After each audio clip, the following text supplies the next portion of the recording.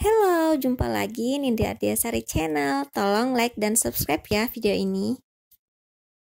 Halo teman-teman, apa teman-teman punya bunga seperti ini di rumah? Nama bunga ini adalah bunga asoka atau biasa disebut juga dengan nama latin Ixora. Bunga asoka ada beberapa jenis ya teman-teman, salah satunya yang berwarna merah dan berwarna kuning ini. Sedangkan yang ini namanya adalah bunga tembelekan atau biasa disebut juga dengan nama latin Lantana chamara.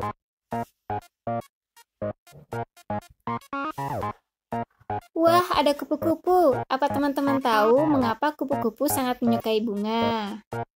Jawabannya adalah karena bunga merupakan makanan utama bagi kupu-kupu. Lebih tepatnya adalah nektar atau sari bunga. Nektar atau sari bunga merupakan cairan manis yang ada di dalam bunga. Teman-teman juga harus tahu ya bahwa bunga dan kupu-kupu memiliki hubungan persahabatan yang sangat erat, atau biasa disebut juga dengan simbiosis mutualisme. Simbiosis mutualisme adalah hubungan ketergantungan antara dua makhluk hidup yang saling menguntungkan. Jadi kupu-kupu mendapatkan keuntungan nektar atau sari bunga dari bunga, sedangkan bunga mendapatkan keuntungan dari kupu-kupu yaitu penyerbukan. Teman-teman sudah pernah ada yang lihat nektar atau sari bunga itu seperti apa? Yuk simak video berikut ini. Nah, cairan bening ini merupakan nektar atau sari bunga, yang merupakan makanan utama bagi kupu-kupu. Kandungan di dalam nektar adalah air, karbohidrat, dan asam amino yang bermanfaat bagi kupu-kupu sebagai bahan makanan dan perkembangan tubuhnya. Selanjutnya kita akan membahas tentang bagian-bagian kupu-kupu. Jadi, kupu-kupu merupakan hewan yang tergolong ke dalam kelas insekta atau serangga dan masuk ke dalam ordo Lepidoptera karena sayapnya bersisik. Tapi sisiknya tidak seperti ikan ya teman-teman, sisiknya lebih halus. Kupu-kupu secara umum terdiri dari 3 bagian utama, yaitu kepala, dada, dan perut. Teman-teman bisa menyimak penjelasan saya melalui gambar ini ya teman-teman. Ada antena, kepala, kaki depan, kaki tengah, kaki belakang, dan perut. Selanjutnya ada mata, dada, sayap depan, sayap belakang, dan ekor. Oke, kita bahas tentang fungsi masing-masing ya teman-teman. Yang pertama adalah antena. Antena merupakan bagian yang berada di kepala kupu-kupu yang menyerupai pemancar. Bagian ini berfungsi sebagai alat sensor untuk mencium dan sebagai pengatur keseimbangan ketika kupu-kupu terbang. Antena ini jumlahnya sepasang ya teman-teman. Yang kedua adalah mata. Mata seperti pada umumnya berfungsi sebagai alat penglihatan bagi kupu-kupu. Yang ketiga adalah proboscis. Proboscis merupakan alat yang digunakan untuk menghisap nektar pada bunga berbentuk seperti belalai pada gajah. Yang keempat adalah kaki. Kaki kupu-kupu berjumlah ada 3 pasang ya teman-teman, atau 6 buah, yang masing-masing sepasang terletak di depan, di tengah, dan di belakang.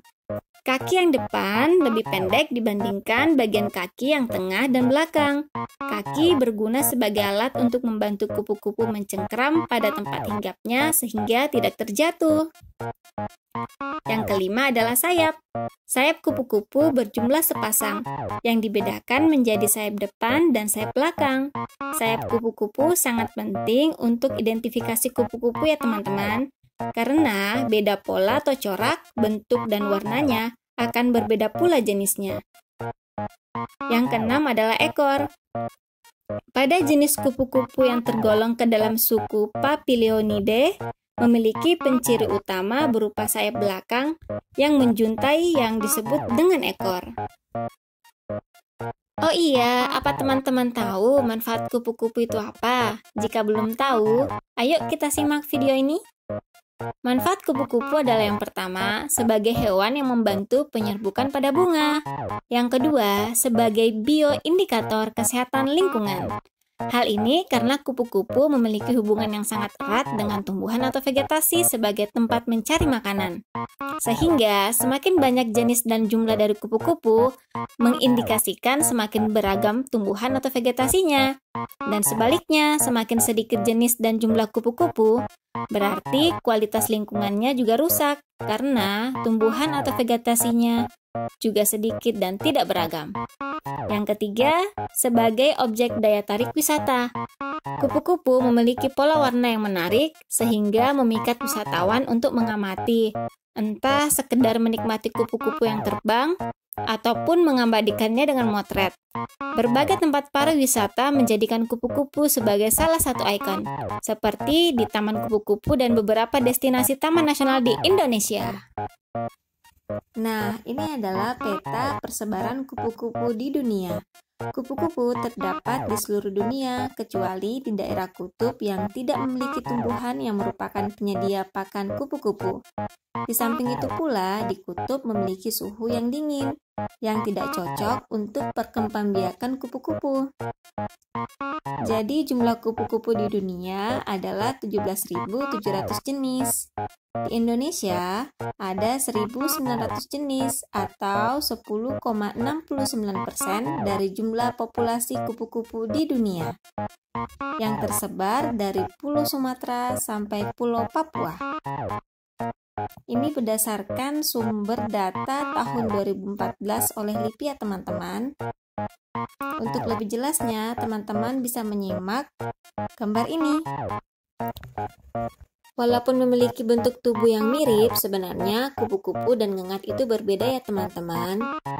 Perbedaannya yang pertama terdapat pada pola dan warna sayap.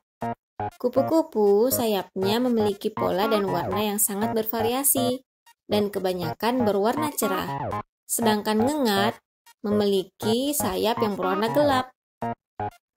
Perbedaan kupas di siang hari atau diurnal, sedangkan ngengat beraktivitas di malam hari atau nokturnal.